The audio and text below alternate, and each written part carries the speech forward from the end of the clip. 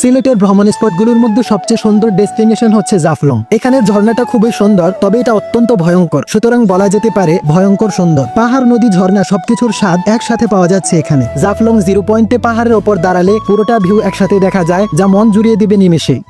আসসালামু আলাইকুম, স্বাগতম সবাইকে নতুন আরেকটি ব্লগে। সকাল 10টার দিকে রওনা দিলাম সিলেটের সবচেয়ে সুন্দর দর্শনীয় স্থান জাফলং এর উদ্দেশ্যে। জাফলং যাওয়ার এই রাস্তাগুলো খুবই সুন্দর, পরিষ্কার, মন কাড়া, এবং দূর থেকে যখন জাফলং এর পাহাড়গুলো দেখা যায় তখন সৌন্দর্যটা আরো অনেকাংশে বেড়ে যায়। দীর্ঘ সফরের পর এসে উপনীত হলাম কাঙ্ক্ষিত জাফলং। জাফলং এর প্রথম ভিউ দেখেই সব কষ্ট দূরীভূত হয়ে গেল এবং মনে মনে বললাম, এত কষ্ট করে এত দূর থেকে যত টাকা ব্যয় করে এসেছি সব পয়সা উসুল। পাহাড়ের পাথুরে পথ ধরে নিচে নেমে এক গ্লাস শরবত খেয়ে একটি টেম্পুতে উঠে নদীটা পার হলাম। 100 টাকা করে রাখলো আমাদের থেকে। এরপর সোজা মায়াবী ঝর্ণায় চলে গেলাম গোসল করতে। ঝর্ণায় অনেক মজা করেছি এবং এখানের পানিটা অনেক ঠান্ডা, স্বচ্ছ। তবে আজকে অনেক মানুষের ভিড় এবং এখানের পাহাড়টা একটু বিপজ্জনক।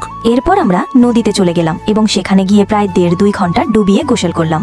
গোসল করার পর এসে এখানে একটা হোটেল থেকে 100 টাকায় দুপুরের খাবারটা সেরে নিলাম। তারপর আমরা নদী পেরিয়ে উত্তরের সাদা পাথরগুলোর কাছে গেলাম ছবি তোলার জন্য। সন্ধে নামছিল, তাই আমরা পাহাড়ের ওপরে উঠে একটা দারুণ বিকেল কাটালাম। এরপর ফেরার জন্য গাড়িতে উঠলাম। জাফলং এর সৌন্দর্যের কথা যত বলবো ততই মনে হয় কম হবে।